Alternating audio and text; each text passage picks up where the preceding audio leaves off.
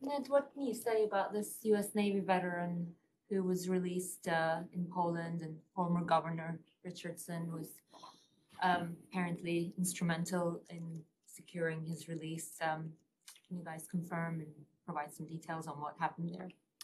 Unfortunately, there is little that I can say for reasons that you all know well, but I can make a few points.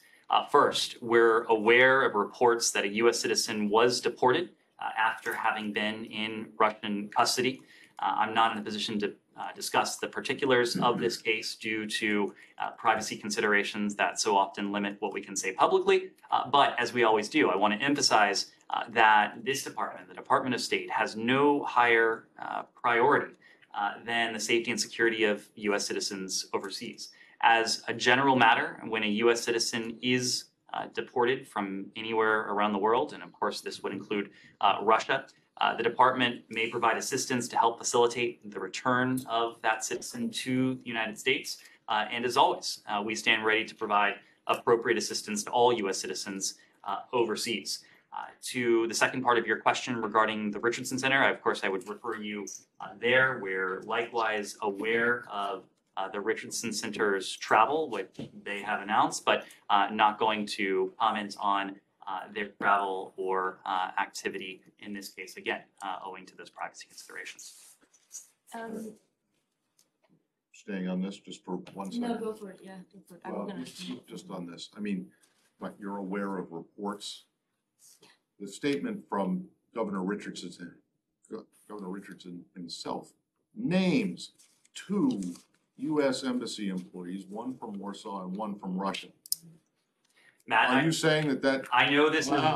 Yeah. No, I think you need to go back to the lawyers in CA and say that this is getting to the point of absolute ridiculousness. You can either confirm that this guy has been turned over and there was an embassy official there, or you can say that it's not true. But saying that you don't have a Privacy Act waiver when it has been announced by the governor himself, and the names of a diplomat in Moscow and a diplomat in Warsaw are out there for everyone to see. Matt, I know this is a completely disingenuous for you to say that you're aware of reports. Matt, it is not disingenuous. I know this is a bugaboo of yours. We are not going to find resolution to this long-standing irritant of yours today. What I can tell you, and what you seem to be disregarding, is the fact that Governor Richardson is a private citizen.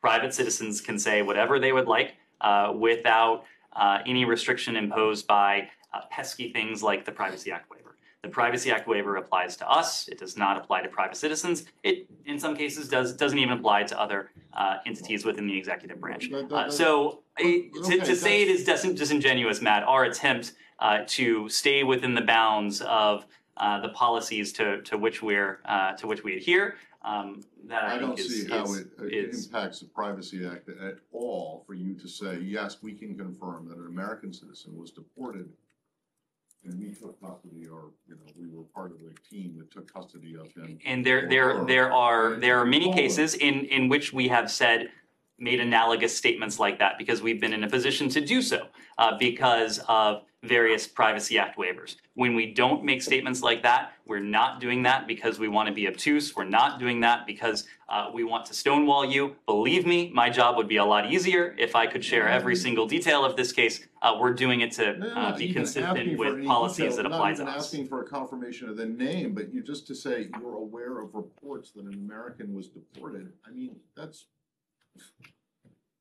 you're aware of more than reports that an American was deported, and saying saying only that is disingenuous. Are you able to talk at all about his ordeal, like these 9 months, and like the kinds of conversations you guys have had with the Russians, and when the State Department became aware of his detention by the Russians? Are you able to talk about any of that? Unfortunately, I'm not. I can talk in generalities. Anytime we learn that an American citizen is incarcerated, is detained, is in the custody of a foreign government, we work to protect and to promote the interests of that individual. Oftentimes, we do learn of such cases from interaction with the family. That is really what our Bureau of Consular Affairs, that is the bread and butter element of their job, is to work with American citizens, to work with their representatives, to work with families, to devise how we can best protect and to promote the interests of Americans overseas. That is the core priority of the work we do around the world, but we also want to respect the privacy of private American citizens, however frustrating that might be. They posted pictures on Twitter, But the treatment between previous cases and this one, obviously different cases, of course, but very different. And your speech is not at all the same. And you don't have any problem with the Privacy Act regarding certain people that were freed recently. And in this case, you do. So how do you That's explain? absolutely right, Leon, because But why is there that is so? something called the Privacy Act. There is something called the Privacy Act waiver. If we're in a position to say more, we will. If we're not, we can't. Yes. On that one more thing, the outsiders are referring to this as a wrongful detention. Is that a characterization that the United States government would use, or is that? We have been open and transparent because we have been in a position to do so regarding cases of wrongful detention inside of Russia. We had spoken of 3 cases. 2 of those cases have been resolved with Trevor Reed and Brittany Groiner now back in the United States, reunited with their loved ones. There is one case of wrongful detention in Russia at the moment, and that, of course, is the case of Paul Whelan. I say that with a very important caveat that we are always assessing the circumstances of the detention of each and every American around the world to determine if a particular case may meet the criteria that's spelled out in policy, that's spelled out in the Levinson Act, to determine if those criteria are met. And when that determination is made, we will make the formal declaration that someone is wrongfully detained.